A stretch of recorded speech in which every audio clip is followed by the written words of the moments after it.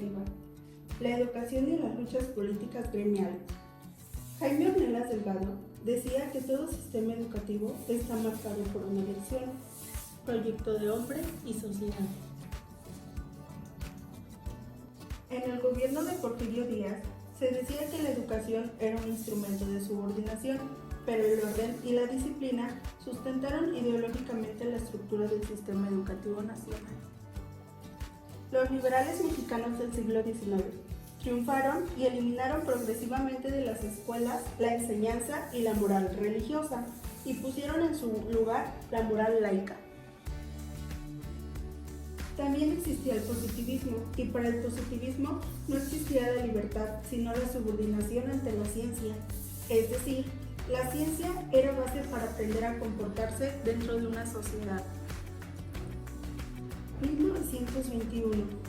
Se crea la SEP y José Vasconcelos fue su primer titular.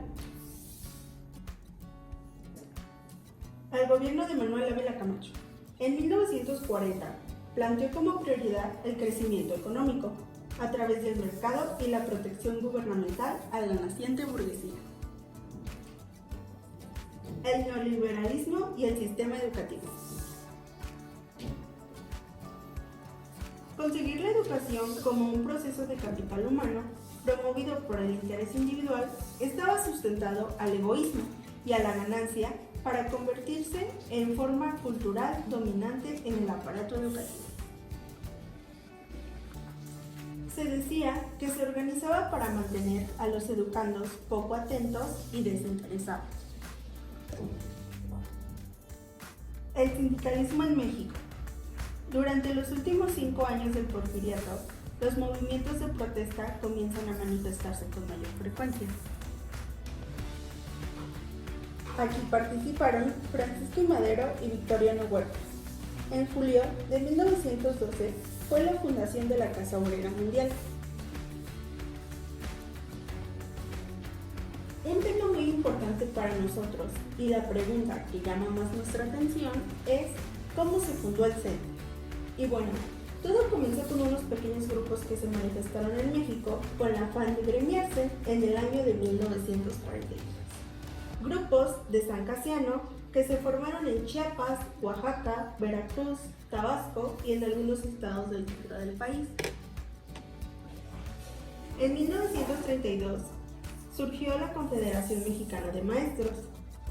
En 1934, la Liga de Trabajadores de la Enseñanza. Y en 1936 surge la Confederación de Trabajadores de México. El conflicto de los libros de historia. Los planes y programas de estudio contribuyen entre la enseñanza y el aprendizaje. Los grandes propósitos nacionales se plantearon en programas de estudio en 1957 y era mitigar las desigualdades y formar una nación. La historia escolar representa un tipo de discurso asociado a ciertas conductas adaptadas por maestros y estudiantes. La historia que se presenta carece de un narrador explícito. El conocimiento de la historia se aprecia como algo acabado y estático. El alumno no es intérprete, sino receptor del discurso histórico que es planteado en los libros de texto.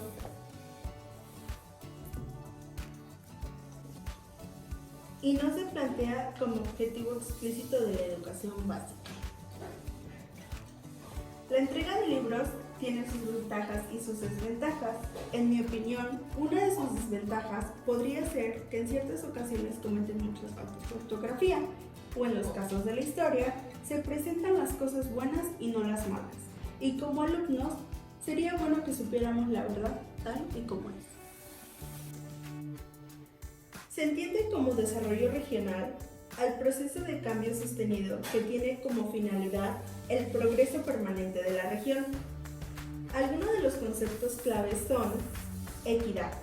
Debemos tratar a todos por igual.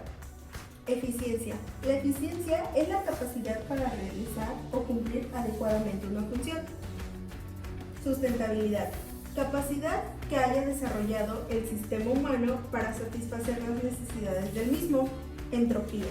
La entropía habla sobre el equilibrio. Con todo esto se presenta la eficiencia regional que es la capacidad de un proceso económico, cultural, social y ambiental. El rezago social cultural. Bien sabemos que el rezago social es una medida que resume 4 indicadores de carencias sociales: educación, salud, servicios básicos y espacios en la vivienda. Mientras que el rezago cultural se refiere a la noción que la cultura necesita para ponerse al día con las innovaciones tecnológicas y los problemas sociales. Los paliativos en la educación básica. Y ya para finalizar, tenemos este tema que, aunque sea el último, no es el menos importante. Pero, ¿qué es un paliativo? Paliativo se define como un adjetivo que se emplea para nombrar aquello que minora, alivia o amortigua los efectos de algo. Nuestro sistema educativo actual vive riesgos de la deserción en la educación, y claro, existen muchos motivos por el cual los alumnos viven fracaso y abandono escolar. Algunos otros problemas también son nivel económico, la cultura, relación del alumno con su entorno, problemas familiares, clase social y más. Es muy importante motivar a los alumnos al estudio con diferentes estrategias y estilos de aprendizaje, planeación, metodología de enseñanza, procesos objetivos y más. Por su atención, gracias. Mi nombre es Denise Natalia Rodríguez de la Luz, Universidad del Golfo de México, Campus Jalapa. Pedagogía 201, Realidad Educativa en México.